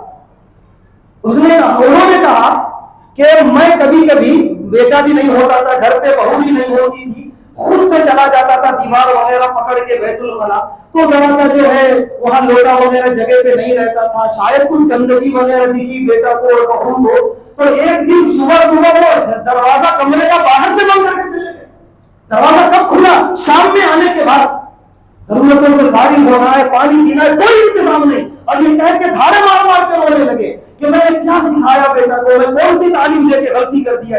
یہ حالت ہوئی میرے ساتھ. اور جب میں ذرا زور سے ان کو بول دیا، اٹھا کے لا کے مجھے یہاں ڈال کے چلے گئے. یہ ایک کی کہانی نہیں ہے، کئی قصے ہیں. اللہ ترین محلوں میں، جن محلوں میں دیکھ کے ہم رش کرتے ہیں، واہ کیا محلے ہیں، کیا گھر ہے یہاں پہ، کیا زندگی ہے یہاں کی. لعنت ہے. جہاں بڑوں کے اتباع اور فرما برداری نہ ہو، جہاں چھوٹوں پہ شفقت نہ ہو، جہاں حکم کی ادائیگی نہ ہو، جہاں پیسہ ہی خدا ہو، پیسہ ہی دھرم ہو، پیسہ ہی مذہب ہو. لعنت ہے ایسے محلوں میں، ایسے رہنے والوں پہ. دعا لے لے، وہ کمپنی، وہ جاب، وہ پیسے کچھ بھی کام آنے والے نہیں، وہ سب ختم ہو جائے گا، اس سے بہتر ملے گا، ان کو ڈھکیل دیں گے. اصل کام آنے والی ماں باپ کی دعائیں. لوگوں نے کہا، بات رکھی علماء کے سامنے، اولڈ ایج ہوم کے بارے میں بھی چندے ہوں مسجدوں کے اندر، وہاں بڑے لوگ غریب پہنچ رہے ہیں، اور علماء نے کہا یہ کیسی باتیں کر رہے ہیں آپ؟ اولڈ ایج ہوم کی تعلیم ہی نہیں دیتا اسلام. اگر اس کے چندے شروع ہو جائیں تو 1 سے 10 10 سے 20 پڑھیں گے اولڈ ایج ہوم. اور یہ کیا؟ علماء نے کہا معلوم ہے تم کیا کر رہے ہو؟ تم اپنی خبر کی تیاری کر رہے ہو. جتنے اولڈ ایج ہوم بنا کے تمہاری اولاد تمہیں لے کے ڈالے گی اس کے اندر. یہ تصور ہی غلط ہے اولڈ ایج ہوم کا. یہ وہ قوم والوں نے تصور کیا ہے تہذیب یافتہ. ہم سب سے بڑے تہذیب والے, ہمارے اندر سب سے بڑی انسانیت, ہم اخلاق کے اعلیٰ ترین درجے پہ یہ اخلاق ہے کہ گھروں میں کتے پال لیں گے. وہ پالتے ہیں, کاروں میں کتے لے کے پھرتے ہیں, گود میں کتے بیٹھے ہوئے ہیں. اور وہاں کا قانون ایسا ہے صفائی جہاں بھی کتا حراست کرے اپنے ہاتھوں سے کتوں کی صفائی کرتے ہیں, حراستیں اٹھاتے ہیں. بدترین قسم کے لوگ. اور ماں باپ کی ذرا سی خدمت کرنے میں ان کو شرمندگی ہو رہی تھی, بلکہ کہا جائے تو غلط نہ ہوگا یہ اللہ کی ماں ہے, تم نے صحیح ماں باپ کی خدمت نہیں کی, اللہ کتوں کی بد جانور کی خدمت کرا رہا ہے. تو لہذا ماں باپ کو اپنے لیے ایک نعمت سمجھے, اور یہ جو تصورات آ رہے ہیں ماں باپ کے بارے میں مغرب کی دنیا سے, اس سے اپنے آپ کو پاک رکھیں. اور یہ اللہ کی رحمت ہے, اس کا خوب اچھی طرح یقین رکھیں اور خوب خدمت کر لیں. انشاءاللہ اس کے بدلے میں دنیا بھی بنے گی, آخرت بھی بنے گی. اور ایسی جب لمحات ساعتیں آئیں گی تو ہماری مانگی ہوئی دعائیں بھی انشاءاللہ قبول ہوں. تیسرے نمبر پہ نشہ کرنے والا شخص جو نشے کا عادی ہے, شراب کا عادی ہے. پیارے حبیب صلی اللہ علیہ وسلم نے فرمایا جب تک وہ نشہ مکمل طور پہ چھوڑ نہ دے, دل کی اندر تہ سے اس کا ارادہ نہ کر لے چھوڑنے کا, تب تک آج کی رات اس کی مغفرت نہیں. تو اگر کچھ اس سلسلے میں غلطی ہوئی یا ہمارے جاننے والوں میں کسی سے یہ غلطی ہو رہی ہے, اسے فوراً متنبہ کریں کہ یہ چیز چھوڑو اور جتنا جلد ہو سکے اپنے آپ کو اسلام اور ایمان کے دائرے میں لے آؤ. نشہ بہت بری چیز, اور اس کی برائی کے لیے اتنا ہی کافی ہے کہ پیارے حبیب صلی اللہ علیہ وسلم نے فرمایا ام الخبائث کہ شراب تمام خباثتوں کی جڑ ہے. کہ جو آدمی شراب پیے گا وہ کوئی بھی گناہ کر لے گا, اسے کوئی عار محسوس نہیں ہوگی. تو لہذا تمام خباثتوں کی جڑ ہے, اس جڑ کو جتنا جلد ہو سکے اپنے آپ سے ختم کیا جائے. لوگ کہتے ہیں تھکاوٹ دور کرنے کے لیے شراب پی جاتی ہے, کوئی کہتا ہے سکون حاصل کرنے کے لیے شراب پی جاتی ہے. کوئی پوری دنیا میں ایک مثال لا کے بتاؤ جو یہ کہہ دے کہ میری زندگی کی تھکاوٹ شراب پینے سے ختم ہو گئی. وہ اور تھکاتی ہے, وہ دوڑ لگواتی ہے شراب خانے کی طرف اور وہاں سے ڈاکٹر کی طرف, پیسہ بھی گیا, صحت بھی گئی, وقت بھی گیا. یہ تھکاوٹ دور نہیں کرتی اور تھکن میں مبتلا کرتی ہے ہمیشہ. تو یہ سب بیکار کی بات ہے, یہ شیطان کی طرف سے وسوسہ ہے کہ تم کو شراب سے یہ فائدہ ہوگا وہ فائدہ ہوگا, کوئی فائدہ نہیں. اور جب موت آئے گی, موت کے بعد جو عذاب ہوگا وہ تو اللہ کی پناہ. لہذا نشے سے ہم اپنے آپ کو ہمیشہ کے لیے دور رکھیں. اس وقت ایک فیشن چل پڑا ہے, نوجوانوں کے لیے بات کہی جا رہی ہے, حقہ پارلروں کا. یہ بھی نشہ ہے. یہ الگ بات ہے کہ شراب جیسا نشہ نہیں آتا, اسی لیے علماء نے فقہاء نے اس کو حرام نہیں مکروہ لکھا ہے. اب مکروہ کو لے کر نوجوان کہتے ہیں مکروہی تو ہے نا, کوئی بات نہیں ہے, تھوڑا سا پی لیں گے. لیکن اس میں جو تمباکو ملا ہوتا ہے صحت کے لیے انتہائی نقصان دہ ہے.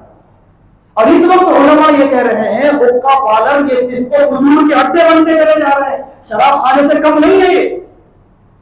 تو لہٰذا وہ نوجوان جو شراب نہیں پیتے, حقے کے عادی ہیں, شراب تک پہنچنا ان کے لیے کوئی مشکل نہیں ہے. بس شیطان وقت کے انتظار میں ہے, کوئی ایسا ماحول بنے اور اسے ایک گھونٹ لگا دے, بات ختم. آگے کی ساری بوتلیں روز خود پیے گا, اس کا نفس پلائے گا.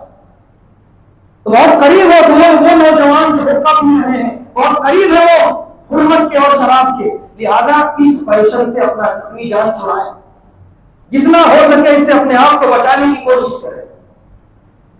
تو یہ چیزیں ہیں, اور اس تعلق سے جتنے بھی نشے کی چیزیں ہیں اس سے اپنے آپ کو بچانے کی کوشش کریں. اس کے بعد اخیر میں پیارے حبیب صلی اللہ علیہ وسلم نے فرمایا کہ آج کی رات جس کی مغفرت نہیں ہوگی وہ ہے رشتے ناطے توڑنے والا, رشتہ داریاں ذرا ذرا سی بات پہ ختم کر دینے والا. سورہ رعد میں اللہ نے فرمایا الذین یقطعون ما امر اللہ بہ ان یوصل ویفسدون فی الارض, کہ جن رشتہ داریوں کو جوڑنے کا اللہ نے حکم دیا اسے توڑتے ہیں اور زمین میں فساد پیدا کرتے ہیں. اولئک لهم اللعنہ, اللہ نے فرمایا ان پر لعنت ہے وَلَهُمْ سُوءُ الدَّارِ، اور ان کے لیے بہت ہی برا ٹھکانہ ہے، یعنی جہنم ہے۔ مسلم معاشرے میں ایک اس کا بھی ہونا ہے کہ چراغ لے کے اگر ڈھونڈے تو شاید کوئی ملے کہ جس کی پوری رشتہ داریوں میں کسی سے کوئی دشمنی نہیں ہے، کوئی حسد نہیں ہے، سب سے اس کا ملنا جلنا الحمدللہ بالکل صحیح ہے، شاید ہی کوئی مل جائے۔ ایسا نہیں کہا جا رہا ہے کہ نہیں ملے گا، ہے ایسے نیک بندے اللہ کے، لیکن اکثریت ایسی ہے، اختلاف اختلاف اختلاف۔ اب سوچئے گھر میں جہاں سے خاندان کی بنیاد پڑتی ہے، شوہر و بیوی، وہیں سے اختلاف شروع ہو، جب جڑ ہی خراب ہے تو اس سے جتنی رشتہ داریاں پھوٹی ہیں وہ سب میں فساد پھیلے گا۔ اتحاد کی کوشش کریں، اور ایک بات یاد رکھیں، یہ میں نے، یہ علماء نے کہا ہے، اور یہ چیز ہم کو ملتی ہے صحابہ کی زندگی سے، پیارے نبی صلی اللہ علیہ وسلم کے اقوال سے، کہ اگر ہم یہ سوچ کے بیٹھے ہیں کہ ہمارے جیسے سب ہو جائیں، میں نے جو کہا وہی بات مان لی جائے، میرا جو فیصلہ ہوا تھا وہی بات مانی جانی تھی، کیوں نہیں مانی گئی، یہ کبھی نہیں ہونے والا۔ کبھی آپ کی سنی جائے گی، کبھی آپ کو دوسروں کی سننا پڑے گا۔ اللہ نے سب کی سوچ و فکر الگ بنائی، سگے چار بھائی برابر نہیں ہو سکتے، سب کی فکریں الگ الگ ہیں، تو پھر اتحاد کیسے ہوگا؟ یہ سب بات ہے۔ اتحاد ہوگا ایک دوسرے کو قبول کر کے، برداشت کر کے۔ مزاج کے خلاف اس نے مشورہ دیا، آپ بھی مشورہ دیجیے، اگر لوگوں کو آپ کا سمجھ میں آیا آپ کا قبول ہوگا، اس کا سمجھ میں آیا اس کا قبول ہوگا، لیکن آپ کے مزاج کے خلاف ہے آپ بھی قبول کیجیے۔ فوراً راستہ اپنا بنا لیے، نکل گئے، کبھی اتحاد بننے والا نہیں۔ ایک دوسرے کو قبول کریں، ایک دوسرے کو برداشت کریں، شوہر و بیوی سے شروع کریں گے۔ شوہر و بیوی میں جو اختلافات، جو لڑائیاں، یہی آنا کی، میں نے ایسا کہا تھا ہوا نہیں، بیوی نے کہا نہیں میں نے ایسا کہا تھا ایسا ہوا نہیں، ذرا سی بات اور اتنے بڑے بڑی لڑائیاں، طلاق تک نوبت، ذرا سی بات پہ آپ کو جان کر تعجب ہوگا، پانی گرم کرنے نہیں کرنے میں طلاق پڑی ہے۔ کوئی بات ہے، بس آنا کی بات آ گئی، میں نے کہا تھا تم نے نہیں کیا، اس نے بھی پلٹ کے کوئی جواب دے دیا جو اس کو پسند نہیں آیا، پھر سوال پھر جواب، نتیجہ ہوگی طلاق۔ ذرا سی بات پہ آپ کو جان کر تعجب ہوگا۔ صبح اٹھتے ہیں برش کرتے ہیں، واش بیسن میں برش کرنا تھا، شوہر میں کسی جلدی میں جہاں برتن دھوتے ہیں چولہے میں، اس میں برش کر کے چلا گیا، وہ ایسی شدید لڑائی ہوئی، طلاق ہوتے ہوتے بچی ہے، بچا لیا بچانے والوں نے، ورنہ طلاق پڑ گئی نہیں، سمجھ جاؤ۔ اتنی معمولی باتوں میں طلاق، یعنی کتابوں میں پڑھتے تھے نمک کم زیادہ ہو گیا تو شوہر بیوی میں اختلاف ہو جائے تو کیا کریں، وہ نمک والی بات سے بھی کئی دوسری بات ہے۔ نمک تو چلو بھائی پیٹ میں کھانا ہے، آدمی کو بھوک لگی ہے، اور نمک کا میں تو ذرا تیز بول دیا، اچھا کھانا نہیں پکا، نہیں بول رہا ہے، وہ بھی غلط بات ہے۔ کیسی زندگی گزاری پیارے نبی صلی اللہ علیہ وسلم نے، گھر میں تشریف لائے، فرمایا عائشہ کھانے کو کچھ ہے؟ فرمایا کچھ بھی نہیں ہے، چلو میں روزے کی نیت کرتا ہوں۔ ام المؤمنین فرماتی ہے میں بھی روزے کی نیت کرتی ہوں، کیا ماحول تھا، ایسا نہیں میں تھکا ہارا آیا، میں آیا گھر میں کچھ بھی کھانے کو نہیں بنایا تو ایسا بے لذیذ بنایا۔ تو خیر یہ بھی باتیں کہنے کی نہیں ہے، قبول کرنا ہے، لیکن اس سے بھی کئی دوسری باتیں ہو رہی ہیں، ذرا سی بات پہ یہاں منہ نہیں دھو رہا، ہو رہی ہے، پانی گرم کرنا تھا گرم نہیں ہوا، وقت میں طلاق کی نوبت، ذرا سی بات پہ کیوں ایک دوسرے کو قبول کرنے کے لیے تیار نہیں، ایک دوسرے کو برداشت کرنے کے لیے تیار نہیں ہے، کیا خاص زندگی گزری؟ شاید اس سے بڑی مثال نہیں دی جا سکتی ایک دوسرے کو قبول کرنے کے لیے۔ سیدنا ابو بکر صدیق رضی اللہ تعالیٰ عنہ، سیدنا عمر بن خطاب رضی اللہ تعالیٰ عنہ، اور ہم دونوں کی زندگی، اور معلوم بھی ہوگا ہم لوگوں کو، دونوں کی رائے میں زمین و آسمان کے اتنا بڑا فرق رہتا تھا۔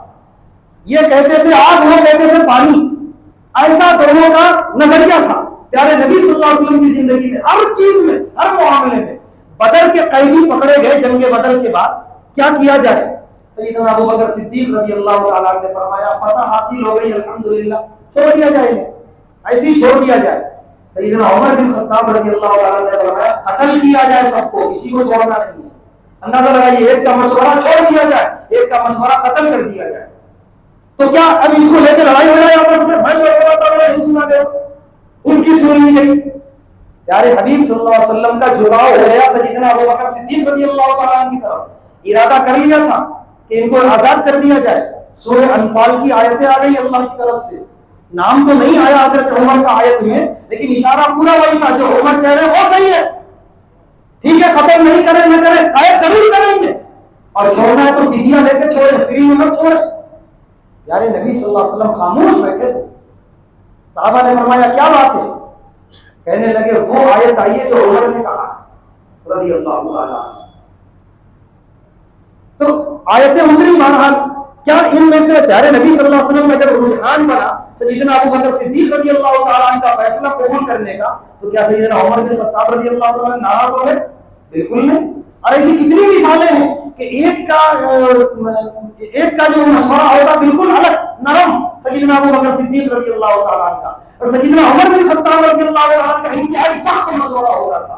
لیکن کیا احترام تھا دونوں کا ایک دوسرے کا، کیا احترام کہ جب سیدنا ابو بکر صدیق رضی اللہ تعالیٰ عنہ کی وفات ہو گئی، سیدنا عمر بن خطاب رضی اللہ تعالیٰ عنہ خلیفہ بنے اور منبر پہ بیٹھے ہیں جب، تو وہاں بیٹھے ہیں جہاں سیدنا ابو بکر صدیق رضی اللہ تعالیٰ عنہ کا پیر رہتا تھا. تو پہلی صف میں بیٹھے ہوئے دونوں امیر المومنین اوپر خلیفہ رسول اوپر بیٹھتے تھے. سیدنا عمر بن خطاب رضی اللہ تعالیٰ عنہ نے مسکرا کے فرمایا جہاں ابو بکر صدیق رضی اللہ تعالیٰ عنہ کا قدم ہے وہی میرا مقام ہے. کیا احترام تھا.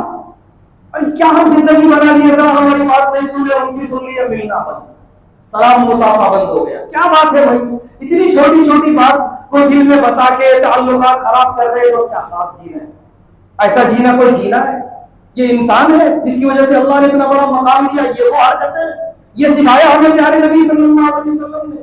تو چاہے شوہر و بیوی ہو یا سگے بھائی ہو یا یہ کہ پڑوسی ہو یا دیگر رشتے دار ہو، ایک دوسرے کو قبول کرنے کا مزاج بنائے، ایک دوسرے کو اپنانے اور برداشت کرنے کا مزاج بنائے. انشاءاللہ اتحاد خود بخود قائم ہوتا چلا جائے گا. تو یہ آخری شخص تھا جس کے بارے میں پیارے نبی صلی اللہ علیہ وسلم نے فرمایا کہ رشتہ داریوں کو توڑنے والا اس کی جو ہے مغفرت آج کی رات نہیں ہوگی. تو اگر ہم میں سے کسی کے اندر یہ غلطی ہے تو آج اس بات کی کوشش کریں اور ابھی کوشش کریں کہ ان تمام غلطیوں کو اپنے آپ سے نکال لیں. اور کچھ دیر دعا ہوگی، دعا بھی کریں اور گھر جا کر بھی انفرادی دعا کرنے کی کوشش کریں. اور جو ہے نوجوانوں سے یہ بات کہی جا رہی ہے، عام دنوں میں تہجد کی تو نوبت نہیں آتی، بلکہ اللہ معاف کرے فجر پڑھنے کی بھی نوبت نہیں آتی. آج تہجد بھی پڑھ لیں، فجر بھی پڑھ لیں انشاءاللہ. آج یہاں سے تبدیل کریں انشاءاللہ. اللہ تبارک و تعالیٰ منتظر رہتے ہیں بندہ میرے پاس آئے. پیارے حبیب صلی اللہ علیہ وسلم نے فرمایا، اللہ کہتے ہیں جب بندہ قدم ایک بڑھاتا ہے اللہ 10 قدم بڑھاتے ہیں، بندہ چل کے جاتا ہے اللہ دوڑ کے آتا ہے. یعنی اللہ کی رحمت اتنی قریب ہوتی ہے. تو لہٰذا آج کی رات کوئی دوسری حرکت کرنے کی کوشش نہ کریں. شب معراج میں جو حرکتیں ہونی ہیں سوشل میڈیا پہ وائرل بھی ہوا ہے، پولیس والوں نے سخت نوٹ بھی لیا کہ رنگ روڈ کا جو علاقہ ہے نہ جانے کس محلے کے وہ آواز نوجوان کے کرتب پاسیاں کرتے ہوئے گاڑیاں بگائے ہیں رات بھر. کیا اس کے لیے یہ باتیں آتی ہیں؟ یہ اگر ہم کچھ نہیں کر سکے تو سو جائے خاموش جا کے. اسلام کو بدنام کرنے کا سبب نہ بنے، اسلام کو بدنام کرنے کا ذریعہ نہ بنے. تو لہٰذا ابھی بھی دعا کریں. اور دعا کے لیے بہت سارے نام آئے ہیں بیمار حضرات کے، تو لہٰذا ان سب کے نام یہاں پر موجود ہیں. ان سب کی نیت کر لیں کہ یہاں جتنے نام آئے ہیں اور نہ بھی آ سکے امید لگائے بیٹھے ہیں ان سب کی شفا کی بھی نیت کر لیں. اور اسی طریقے سے مرحومین کے بھی بہت سارے نام آئے ہیں، یہ چٹھیوں پر بھی آئے ہیں، فون کے ذریعے بھی آئے ہیں، ان کی بھی نیت کر لیں کہ ان تمام مرحومین کی اللہ تبارک و تعالیٰ مغفرت فرمائے. اس کے علاوہ جتنے دل میں ارمان آرزو ہیں ان سب کو لے کر دعا مانگیں. درود شریف پڑھ لیں.